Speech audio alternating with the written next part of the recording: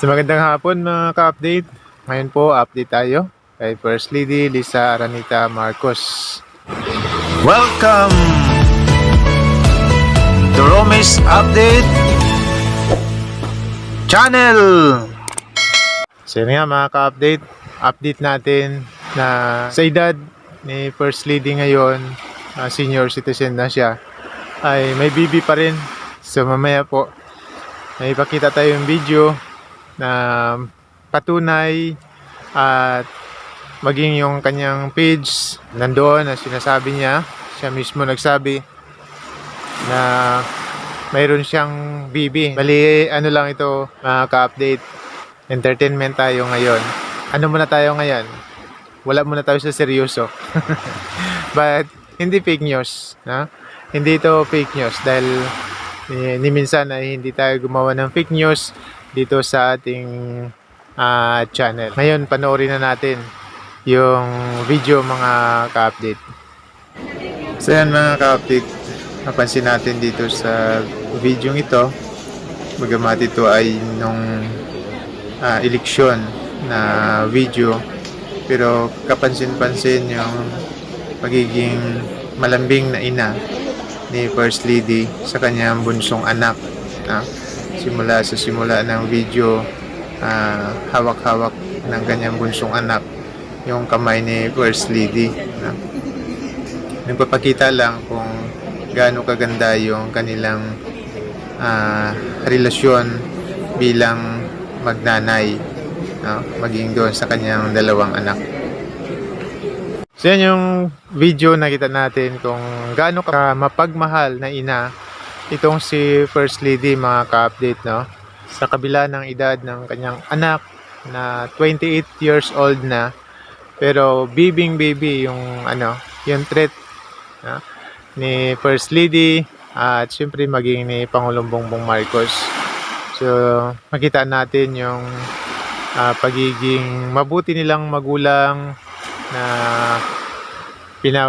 pinalaki nilang mabuti yung kanilang mga anak, magalang, no? Maging kay Congressman Sandro, nung in-interview nga siya, natanong, hindi na iwasan na may tanong yung patungkol sa mayroong issue sa pagitan ni Pangulong Bongbong Marcos at ni Senador Amy, pero sabi nga ni Congressman Sandro ay sa kanila na yon. Hindi naman nga sila kasali at hindi natin alam yung talagang katotohanan sa likod ng mga nakikita natin.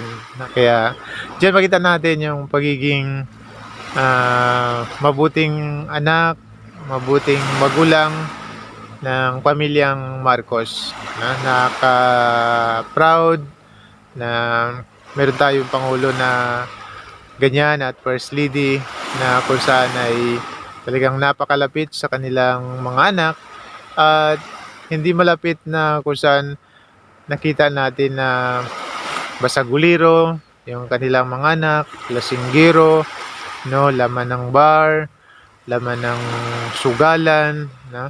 So walang ganong issue, ganong balita patungkol sa kanilang mga anak, kundi talagang yung kanilang mga anak ay professional, disente, magalang.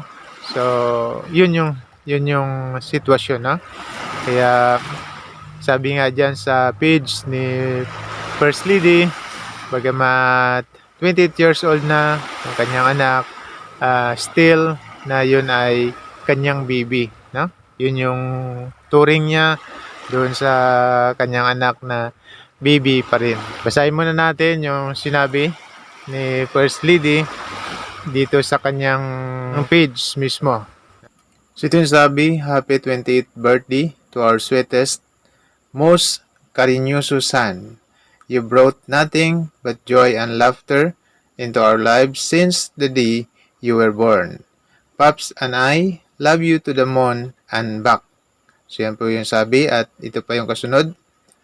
Officially 28 but forever my baby. Happy birthday, Bini. So Sabi ko nga kanina mga ka-update ay entertainment lang ito, no? Lalo na sa ating title. Huwag ninyong seryosohin. Okay? Pero yun naman yung katotohanan. Kasi si First Lady rin yung nagsabi na still baby niya itong kanyang anak. Ha? Belated happy birthday doon sa anak ni First Lady at ni Pangulong Bongbong Marcos. Okay po? So kung hindi nyo pa rin nagustuhan, kung meron pang hindi nakagusto sa ating video, muli po ay pasensya, humingi tayo ng pasensya. Na? Pero tayo po ay laging nasa katotohanan lamang. Okay? So, nakagusto naman ng ating video, pa-like na lang po at pa-share na din sa ating video. So, pa-subscribe na rin po sa aming maliit na channel. Muli po, maraming salamat mga ka-update.